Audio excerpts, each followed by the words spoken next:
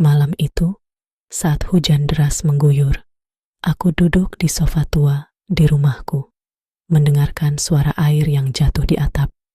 Suasana hening membuatku resah, terutama ketika aku teringat pada Jack, temanku yang sedang berjuang melawan kanker.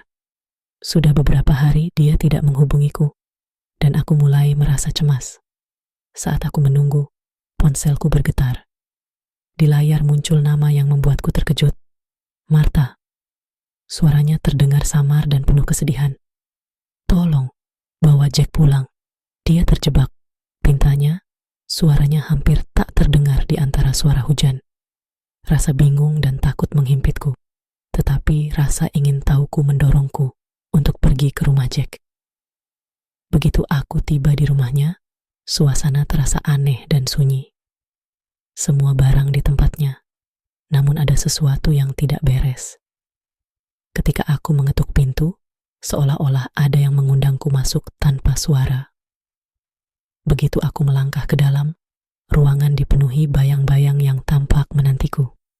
Jack, panggilku, tetapi tidak ada jawaban.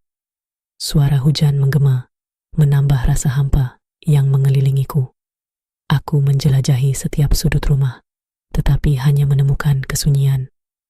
Di ruang tamu, aku merasakan sesuatu menjalar di punggungku, seperti ada yang mengawasi. Tanpa sengaja, aku melihat bayangan samar di sudut ruangan.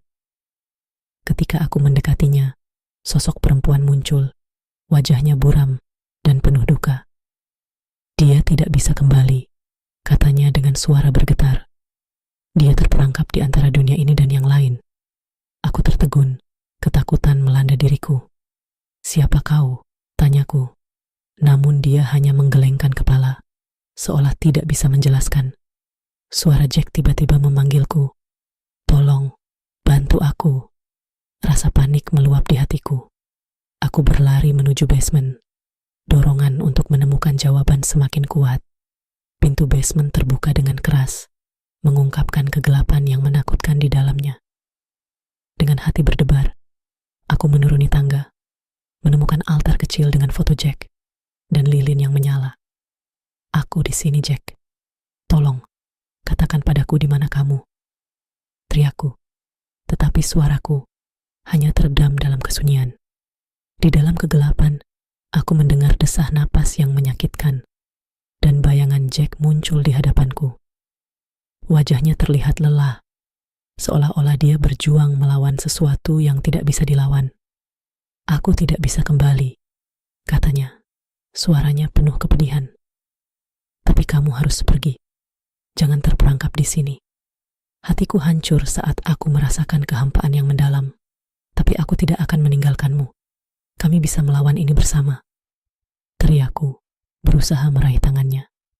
Namun, saat aku menggenggamnya, sosoknya perlahan menghilang, meninggalkan aku sendirian di kegelapan. Rasa sakit menggerogoti jiwaku. Aku tahu aku harus pergi, meskipun berat. Dengan air mata yang mengalir, aku meratapi kehilangan itu, sambil berjanji dalam hati untuk selalu mengenangnya. Saat aku beranjak dari rumah Jack, suara sosok perempuan itu kembali terngiang di kepalaku, memperingatkanku tentang bahaya. Ketika akhirnya aku sampai di luar, hujan masih turun, tetapi suasana terasa lebih tenang. Dalam perjalanan pulang, aku merasa ada yang mengawasi, seolah-olah ada ikatan tak terlihat yang menghubungkan kita. Setibanya di rumah, aku meraih ponselku untuk memeriksa pesan terakhir dari Jack. Saat aku membuka pesan itu, terkejut, aku membaca kalimat yang tertulis. Martha, kau tidak sendiri.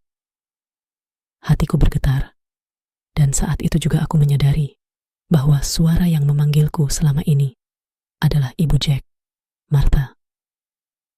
Dia telah mencoba menghubungiku untuk menyelamatkan anaknya dari kegelapan yang menyelimutinya. Semua ini bukan hanya tentang Jack, itu tentang cinta yang tidak pernah padam, terperangkap di antara dunia ini dan dunia yang lain